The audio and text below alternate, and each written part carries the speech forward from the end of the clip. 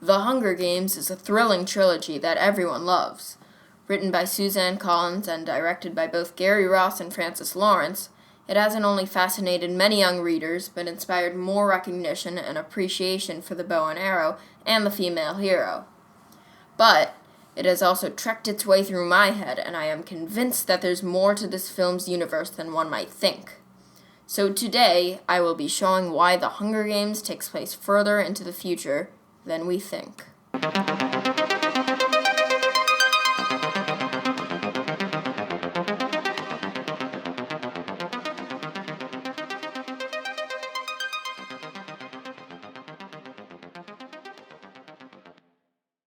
Hello, it's CTO of the Theory Channel, and I'm excited about this one. I've always enjoyed reading or watching The Hunger Games very much because of how intriguing and brilliant the plot is. This is also the first video that I have made with Final Cut Pro, and I've been eager to test out the wonders of the program.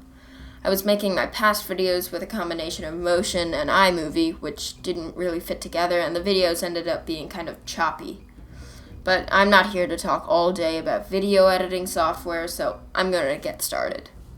To give a bit of context, The Hunger Games is believed to be set in the future. No one really knows how far into it, but the evidence to this is that the capital is located in a place once called the Rockies. And because of this, the whole nation itself, Panem, is supposed to be future North America. But that doesn't have to be the case. Now I must give a bit of information on Pangea. Yes, you heard me correctly, Pangea. You know, the large landmass formed about 200 million years ago that was made up of all the continents squashed together. Come on, you must have learned this in, Earth science class or something. The term Pangea goes along with the term continental drift, since continental drift is the cause of why Pangea isn't around anymore. The continents drifted apart. So, the theory of continental drift is that 200 million years ago, the continents were all joined together in one huge landmass, Pangea, and that over time, they have drifted apart to create our world today. And they haven't stopped moving either. In fact, America moves 1 inch away from Europe each year. And it's possible that about 250 million years from now, the continents form back together up near the North Pole. Okay, but what does any of this have to do with the Hunger Games, you might ask? Well, Panem is rumored to be the future version of North America, and it's also presented as the only nation left after a natural disaster occurred that presumably involved water, droughts, and climate issues. So, what if Panem is actually the supercontinent that would form 250 million years from now? Let me begin my grand analysis of this theory.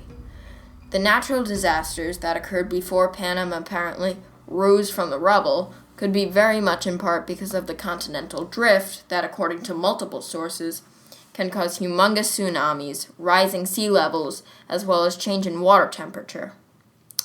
This, combined with the effects of global warming 250 million years from now, could be enough to cause lots of devastation and destruction. It would of course explain why there's only one nation left in the whole entire world. I mean, why would North America just happen to make it out and then start a successful empire while literally every other continent is obliterated? It just doesn't make a lot of sense. But what would make sense is if my theory is correct, and Panem is actually the supercontinent that will be formed hundreds of millions of years from now. The supercontinent would also clarify why so many of the Hunger Games characters have Roman names. Claudius Templesmith is a reference to the Roman Emperor Claudius, Coriolanus Snow a reference to the Roman play by Shakespeare, and of course Caesar Flickerman a reference to Julius Caesar. In fact, there are names with roots from all over the place. Effie is short for the name Euphemia, which is Greek, and the name Enobaria is Latin. This would all be very strange if Panem was in fact the future version of North America. Where would all these names be coming from? Wouldn't they die along with their continent? But if Panem is the supercontinent that I suspect, it makes total sense. With the 7 continents being all mashed up together, it leaves lots of room for cultural diffusion. Now, here's a bit of mathematical evidence. Panem's high-speed trains apparently run at around 250 miles an hour. For the 74th Hunger Games, the District 12 reaping was at 2 p.m., meaning that one could assume Katniss and Peeta boarded the train to take them to the capital at around 3.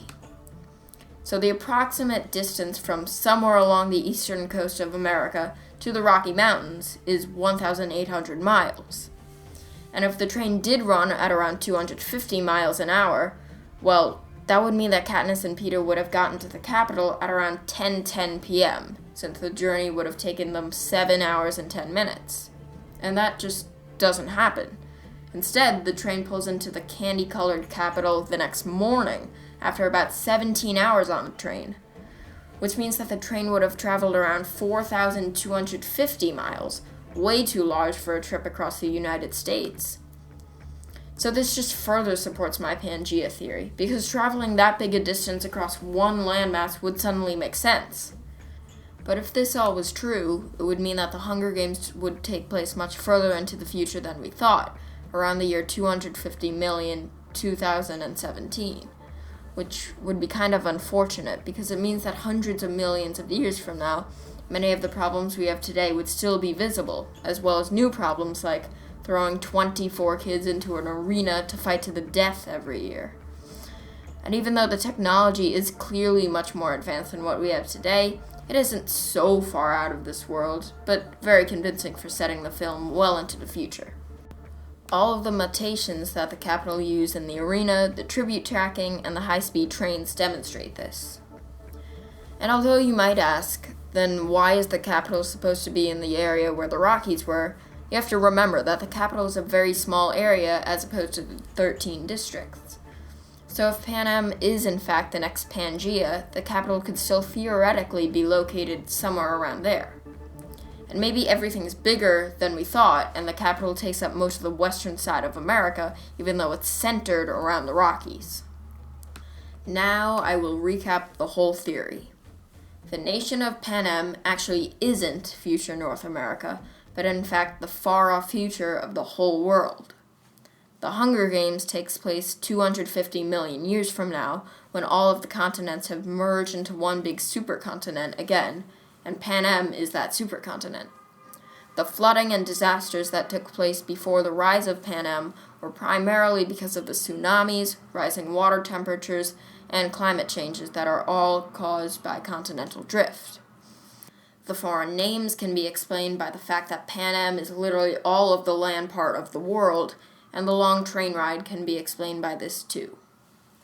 Now, the only question left is, will this actually happen 250 million years from now?